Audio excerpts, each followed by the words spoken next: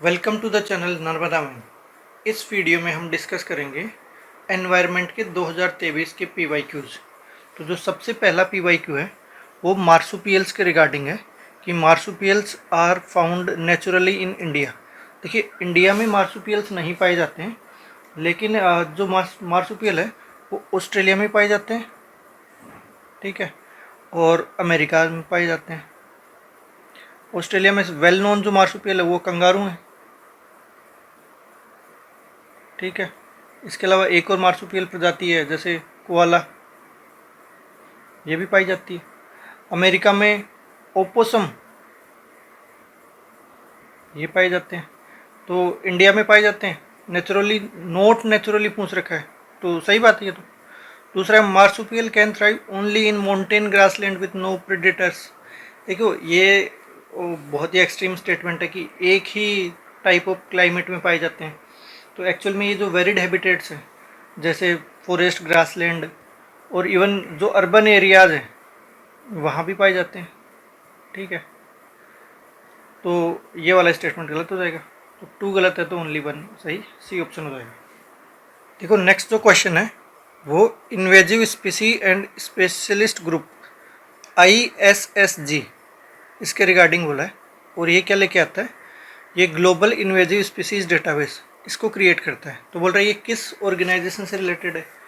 तो जो ISSG है वो एक स्पीसीज सर्वाइवल ग्रुप है, स्पीसीज सर्वाइवल कमीशन है, SSC। किसके अंडर आता है, IUCN के अंडर। तो ये IUCN के अंडर आता है, तो उसका पार्ट है। तो पहला ऑप्शन सही है। UNEP है, ये बेसिकली क्या है, ये एक तरीके से हम देखें तो एनवायरनमेंट पे काम करता है, लेकिन ISSG इसका पार्ट नहीं है। उसके बाद United nation commission on environment and development, तो ये क्या है, ये पॉलिसी बॉडी है एक तरीके से। तो ये कोई डेटाबेस वगैरह तो नहीं लेके आती है। और जो WWF है वो क्या है, वो NGO से रिलेटेड है, ये पॉलिसी बॉडी है, ठीक है। तो ये दोनों भी नहीं होंगे, ये भी नहीं होगा, UNEP नहीं होगा, ठीक। देखो, जो नेक्स्ट क्वेश्चन है वो पूछ रहेगा इनमें से कौन सी नॉक्टोरल स्पीसीज है। नॉक्टोरल का मतलब क्या होता है, मोस्टली एक्टिव आफ्टर सनसेट, यानी रात में एक्टिव रहती है। तो जो लोइन टेल्ड मकाकू है, ये क्या एक मंकी है, मंकी स्पीसी है, और ये मोस्टली डायूरिनल है, ठीक है। इसका मतलब डे टाइम में एक्टिव रहता है, तो ये वाला तो गलत हो जाएगा। और कहाँ पाया जाता है ये, जो वेस्टर्न घाट है, वेस्टर्न घाट्स में पाया जाता है, ठीक है। तो मालाबार सिवेट है, ये नॉक्टोरियल है, तो ये तो बिल्कुल नॉक्टोरल है, इसमें कुछ इशू नहीं है। तो जो मालाबार सिवेट है ये एक तरीके से कैट टाइप स्पीसी होती है, और ये रात के टाइम एक्टिव रहती है, तो मैमल है एक्चुअल में, ठीक है। सांबर डियर, देखो अब सांबर डियर है ना, इसका मोस्टली अगर आप इवन गूगल पे भी सर्च मारोगे तो बहुत जगह लिखा हुआ है कि ये नॉक्टोरल है, और नाइट के टाइम या शाम के टाइम में थोड़ा एक्टिव रहता है। लेकिन UPSC ने जो ऑफिशियल आंसर की में आंसर दिया है वो ओनली 1 दिया है, तो प्रोबेबली सांबर डियर को गलत माना है। लेकिन इसको रियल टाइम एग्ज़ाम में कर पाने के लिए मतलब आपको काफ़ी डेप्थ वाली नॉलेज चाहिए।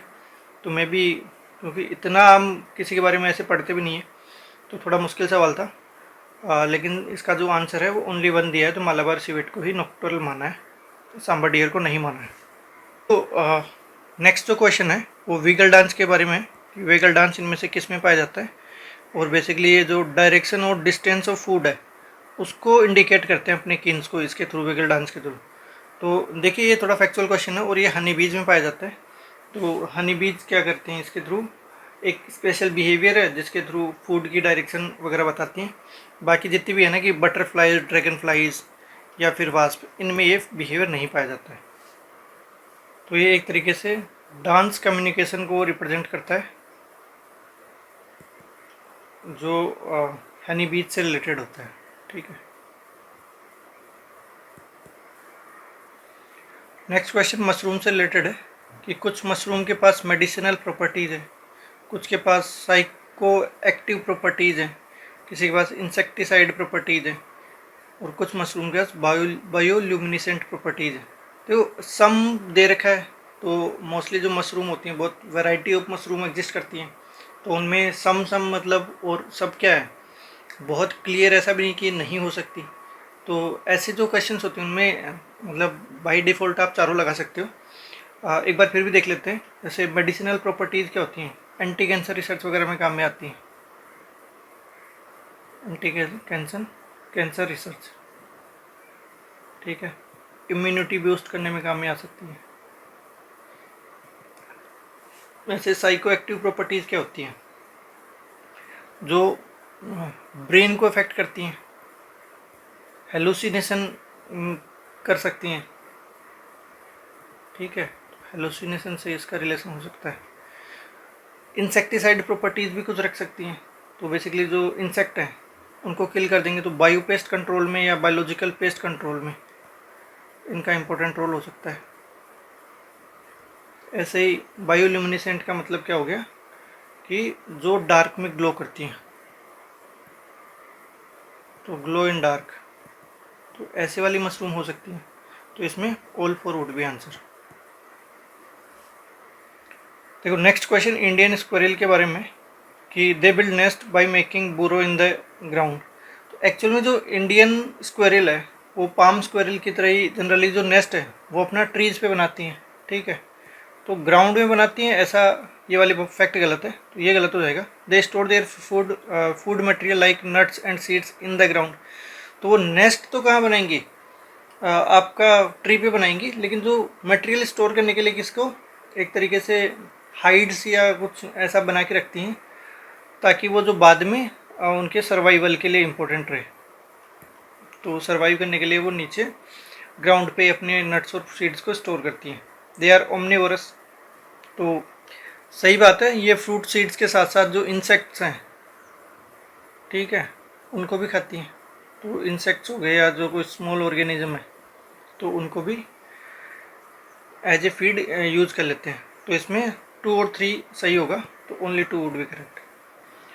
नेक्स्ट जो क्वेश्चन है वो सम और माइक्रो ऑर्गेनिज्म के बारे में पूछ रखा है। तो can grow in environment with temperature above boiling point, बिल्कुल हो सकते हैं। जैसे टार्डिग्रेड्स होते हैं वो एक्सट्रीम एनवायरनमेंट को सर्वाइव कर जाते हैं। तो जो एक्सट्रीम टेम्परेचर वाला है, जैसे मोर देन 100 डिग्री सेंटीग्रेड, इसको क्या बोलते हैं, हाइपर थर्मोफिल्स बोलते हैं। हाइपर थर्मोफिल्स इन ऑर्गेनिज्म को ये बोलते हैं। अगर बिलो फ्रीजिंग पॉइंट पे क्या कुछ ऑर्गेनिज्म सर्वाइव कर सकते हैं, तो बिल्कुल कर सकते हैं, और इनको वो क्या बोलते हैं, साइकोरोफिल्स बोलते हैं। साइक्रोफिल्स बोलते हैं, ठीक है। तो जो बिलो फ्रीजिंग पॉइंट है या सब जीरो टेम्परेचर है उसके ऊपर भी सर्वाइव कर जाते हैं। और ऐसे जो organism, some organism can grow in highly acidic environment, कितना, लेस देन 3 डिग्री हो सकते हैं। इनको क्या बोलते हैं, एसिडोफिलिक बोलते हैं, ठीक है, एसिडोफिल्स।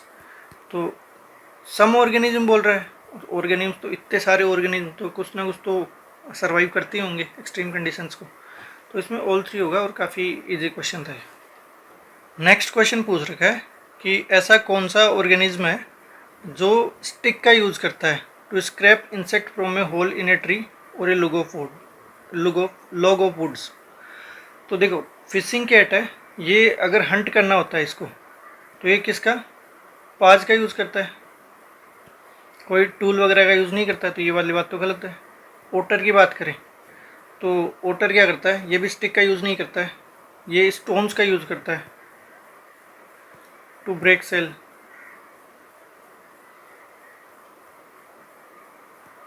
अगर हम स्लोथ बियर की बात करें तो ये क्या करता है, ये टर्माइट्स आंट खाता है, लेकिन किसका यूज़ करके, क्लाज और लिप्स, इन सब का यूज़ करता है। ये भी टूल्स का यूज़ करना नहीं जानता है। लेकिन ह्यूमंस के इवोल्यूशन में सबसे करीब कौन है, ओरंगुटान है। ये क्या है, एक एप स्पीसीज है। तो ये क्या करते हैं, हाथ का यूज़ करेंगे, इनके पास थोड़ी थोड़ी जो फिंगर्स हैं वो भी ऐसे वाली डिजाइंड है, इनका स्ट्रक्चर ऐसा होता है हैंड का कि वो स्टिक को ग्रैब कर सकते हैं। तो जो इनका जो अपोजेबल थंब होता है इनके पास, तो उसकी वजह से क्या होता है, ये स्टिक्स का यूज़ करते हैं और वहाँ से जो इंसेक्ट वगैरह वो खा लेते हैं। तो ये जो बी ऑप्शन है वो इसमें करेक्ट हो जाएगा। नेक्स्ट क्वेश्चन पूछ रखा है कि इनमें से किन में HFC का यूज होता है। तो देखिए एरोसोल होते हैं, उनमें एज ए प्रोपेलेंट यूज हो जाता है, ठीक है। तो यहाँ तो HFC का यूज होता है। फोम एजेंट है, वहाँ भी इंसुलेशन या पैकेजिंग वगैरह में यूज होता है इसका। तो जो फोम ब्लोइंग है वहाँ पे फोम एजेंट का यूज होता है, मतलब HFC का यूज होता है फोम एजेंट बनाने में। उसके बाद फायर रिटार्डेंट है, वहाँ पे भी एक क्लीन एजेंट की तरह इसका यूज होता है, ठीक है। तो ये भी होगा, लेकिन जो लुब्रिकेंट्स हैं वहाँ पे नहीं होगा। और देख भी सकते हो कि बाकी तीन थोड़ी सिमिलर सी कैटेगरी के लग रहे हैं, लुब्रिकेंट थोड़ा अलग लग रहा है। तो यहाँ पे ये बेसिकली क्या होते हैं, ऑयल और ग्रीज होता है। तो ऑयल और ग्रीज होते हैं, तो ये HFC बेस्ड नहीं होते हैं। लेकिन देखिए, और यूपीएससी ने भी इसका आंसर ओनली 3 दिया है, लेकिन एक्चुअल एग्जाम में आप इतना बाइफरकेट कर पाओगे कि लुब्रिकेंट बता दोगे कि उसमें HFC है कि नहीं, क्योंकि ऑलरेडी जितने भी ये जो सब्सटेंस होते हैं तो बहुत सारी चीज़ से मिलके बने होते हैं। तो HFC का यूज है कि नहीं, तो ये रियलिस्टिकली थोड़ा सा मतलब ऐसा वाला क्वेश्चन है कि जो सही कर पाना बहुत मुश्किल है। तो इसमें आप तुक्का ही मारोगे प्रोबेबली। तो इसमें ओनली 3 दिया है, लेकिन आजकल मोस्टली जो ऑल 4 वाले क्वेश्चन आते हैं तो उसमें यूपीएससी थोड़ा ऐसा कर रहा है कि एक ऑप्शन गलत कर देता है। तो एज ए ट्रिक हमें देख लेनी कि ऑल 4 लगाने से पहले अगर पॉसिबिलिटी है कि किसी को हटाया जा सकता है तो उसको हटाना है। नेक्स्ट जो क्वेश्चन है वो कार्बन फाइबर्स के रिगार्डिंग दे रखा है कि carbon fibres can be use in the manufacture of component used in automobiles and aircraft. देखो कार्बन फाइबर्स की क्या प्रॉपर्टी होती है कि एक तो लाइट वेट होते हैं, ठीक है, हल्के होते हैं, और दूसरा स्ट्रॉन्ग होते हैं काफ़ी। तो इसकी वजह से जितने भी ऐसे थोड़े से जिनमें ज़्यादा एफिशिएंसी की रिक्वायर्ड होती है, जैसे एयरक्राफ्ट हो गया, रेसिंग कार हो गया, या हाई स्पीड व्हीकल हो गया, तो वहाँ पे इनका यूज़ किया जाता है। क्योंकि इससे क्या होता है, एक तो फ्यूल एफिशिएंसी बढ़ती है, ठीक है, और दूसरा कि इसमें जो परफॉर्मेंस है वो भी इम्प्रूव होती है, परफॉर्मेंस, ठीक है। तो carbon fibres once made can not be recycled, ये तो बहुत एक्सट्रीम स्टेटमेंट है कि भाई ऐसी कोई चीज़ बन गई जो रिसाइकल ही नहीं की जा सकती। तो बेसिकली रिसाइकलेबल होते हैं, और रिसाइकलेबल के लिए जो मेथड होते हैं जैसे पायरोलाइसिस, वहाँ पे इनको जो ऑक्सीजन की एब्सेंस में जलाया जाता है तो वहाँ से रिसाइकल कर सकते हैं, या फिर केमिकल रिसाइकलिंग भी एक ऑप्शन होता है, ठीक है। तो ये वाला ऑप्शन गलत हो जाएगा, ओनली 1 वुड बी करेक्ट। तो इजी क्वेश्चन था ये भी। नेक्स्ट जो क्वेश्चन है वो बायोफिल्टर्स के रिगार्डिंग है कि role of biofilters in recirculating aquaculture system. तो क्या रोल है, biofilter provide waste treatment by removing uneaten fish feed. तो ये बात तो सही है, क्योंकि जो बायोफिल्टर्स है उसमें क्या माइक्रोब्स का यूज किया जाता है, और माइक्रोब्स का यूज़ करके जो ऑर्गेनिक वेस्ट है उसको ब्रेक डाउन कर देते हैं। तो क्या होता है, जो माइक्रोब्स हैं वो ऑर्गेनिक वेस्ट को ब्रेक डाउन कर देंगे, ठीक है, और उसके बाद जो अनईटन फिश फीड वगैरह है उसको हटा देंगे, ठीक है। दूसरा है कि ये वाली बात तो सही है। दूसरा एक biofilters convert ammonia present in the fish waste to nitrate. तो ये वाली बात भी सही है, क्योंकि जो बायोफिल्टर्स में कुछ ऐसे भी हो सकते हैं जो क्या हो, डीनाइट्रीफाइंग बैक्टीरिया हो, ठीक है, या मैं बोलूँ कि क्योंकि किस में बोल रहे हैं, अमोनिया से नाइट्रेट में बोल रहे हैं ना, तो मतलब नाइट्रीफाइंग बैक्टीरिया हो,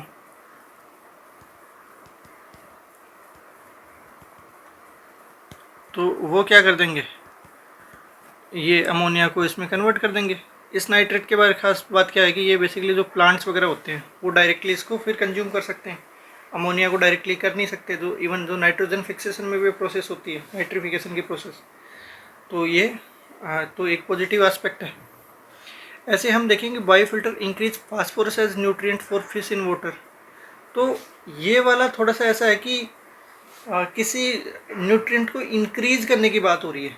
तो देखो ये क्या है, फिल्टर्स हैं, तो अगर कोई ऑलरेडी न्यूट्रिएंट है उसको कम करना होगा, रिड्यूस करना होगा, उसको फिल्टर करना होगा, तब तो काम आते हैं। तो एक्चुअल में ये क्या करते हैं, जो फास्फोरस और नाइट्रोजन ऐसी जो न्यूट्रिएंट्स हैं उनको फिल्टर कर देते हैं और रिड्यूस करते हैं, इंक्रीज नहीं करते। ठीक है, तो ये जो इंक्रीज वर्ड है इसकी वजह से ये वाला स्टेटमेंट गलत हो जाएगा। तो इसमें ओनली 2 वुड बी आंसर। तो बेसिकली जो बायोफिल्टर्स वो क्या करते हैं, यूट्रोफिकेशन जो प्रोसेस होती है उसको एक तरीके से उसको ठीक करते हैं। यूट्रोफिकेशन में जो न्यूट्रिएंट्स, एक्सेस न्यूट्रिएंट्स हैं वो वाटर के अंदर मिल जाते हैं। नेक्स्ट जो क्वेश्चन है बायोडाइवर्सिटी मैनेजमेंट कमेटी बीएमसी से रिलेटेड है कि these are the key to realisation of objective of Nagoya protocol. तो देखो बायोडाइवर्सिटी जो बीएमसी जो कब बनाई गई थी, जो बायोलॉजिकल डाइवर्सिटी एक्ट 2002 है उसके तहत बनाई गई हैं। और इनमें क्या होता है, जो एबीएस है, एक्सेस एंड बेनिफिट शेयरिंग, उसको इम्प्लीमेंट करने में हेल्प करती हैं। साथ ही कंजर्वेशन या डॉक्यूमेंटेशन है, तो डॉक्यूमेंटेशन किसके थ्रू, बायोडाइवर्सिटी जो पीपल्स बायोडाइवर्सिटी रजिस्टर है, पीपल्स बायोडाइवर्सिटी रजिस्टर। ठीक है, तो इसके थ्रू डॉक्यूमेंटेशन वगैरह में हेल्प करती है। तो बिल्कुल ही जो अपना नगोया प्रोटोकॉल है उसमें भी हम यही बात करते हैं, एक्सेस एंड बेनिफिट शेयरिंग वगैरह की, तो इसके साथ ये अलाइंड है। सेकंड जो ऑप्शन है वो क्या बोल रहा है कि BMC have important function in determining access and benefit sharing. ये तो सही है, including the power of levy and collection fee on the access of biological resource with in its jurisdiction. तो देखिए ये कंपल्सन नहीं है कि ये कुछ कलेक्शन फीस वगैरह लेवी करेंगी, लेकिन इनके पास पावर होता है कि कर भी सकती हैं। तो इसलिए ये वाला स्टेटमेंट भी सही है। और इसमें मतलब क्योंकि कंपल्सन नहीं है, कई जो बीएमसी वो ऐसा परफॉर्म भी नहीं करती, तो थोड़ा कन्फ्यूजन था ऑप्शन में। लेकिन इसका जो फाइनल यूपीएससी ने आंसर दिया है उसमें बोथ 1 और 2 आंसर जो ऑप्शन है वो सही है, तो इसका सी आंसर हो जाएगा। नेक्स्ट जो क्वेश्चन है वो ग्रीन हाइड्रोजन से रिलेटेड है कि इनमें से किस किस को डीकार्बोनाइज करने में रोल होगा। तो एक बार देख लेते हैं ग्रीन हाइड्रोजन क्या होता है। जो हाइड्रोजन है उसको अगर हम जो रिन्यूएबल एनर्जी है उसका यूज़ करके बनाएं तो उसको ग्रीन हाइड्रोजन बोल सकते हैं। तो जैसे इलेक्ट्रोलाइसिस से, वाटर के इलेक्ट्रोलाइसिस से अगर हम हाइड्रोजन बना रहे हैं तो उसको हम ग्रीन हाइड्रोजन बोलते हैं। तो H2 को हम उसमें H2 प्लस O2 में तोड़ देते हैं और इस O2 H2 को फिर फर्दर हम क्या करेंगे, स्टोर कर लेते हैं और एज ए एनर्जी यूज़ करते हैं। तो जो फर्टिलाइज़र प्लांट होता है वहाँ क्या होता है, हाइड्रोजन को अमोनिया बनाने में यूज में लेते हैं। तो बिल्कुल इसको डीकार्बोनाइज करने में यूज में और डीकार्बोनाइज में हेल्प करेगा ही। जो ऑयल रिफाइनिंग है वहाँ पे हाइड्रोजैकिंग और डीसल्फराइजेशन इन प्रोसेस में यूज होता है, हाइड्रो क्रैकिंग और डीसल्फराइजेशन।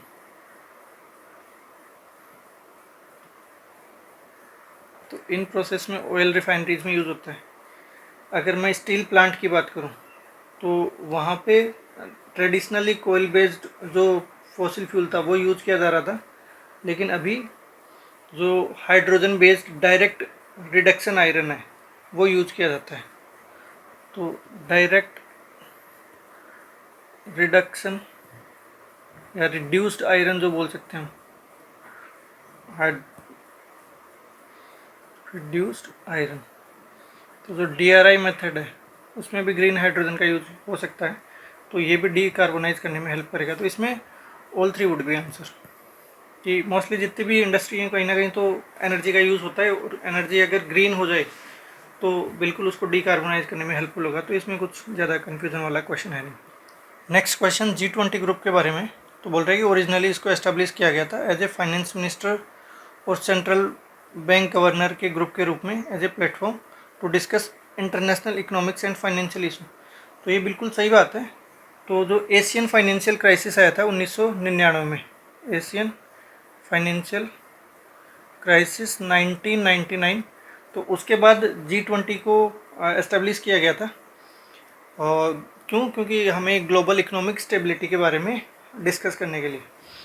अगला क्वेश्चन है कि DPI जो digital public infrastructure is one of the India's G20 priorities. देखो ऑप्टिमिस्टिक स्टेटमेंट है और मतलब इसमें कुछ गलत होने वाला जैसा है नहीं, इसी के अराउंड G20 काम करता है। तो जैसे यूपीआई, आधार वगैरह जो होता है, या फाइनेंशियल इंक्लूजन, डिजिटल ट्रांसफॉर्मेशन, तो इन सब में G20 की ये अपने लिए प्रायोरिटीज़ होती हैं, तो ये वाला ऑप्शन भी सही हो जाएगा। तो इसमें बोथ 1 और 2 आंसर हो जाएगा। तो इसी के साथ हमने 2023 के जो एनवायरनमेंट के PYQ हैं वो डिस्कस कर लिए हैं। आप सिमिलरली मेरी जो हिस्ट्री की और इकोनॉमिक्स की PYQ सीरीज़ है उसको भी फॉलो कर सकते हैं।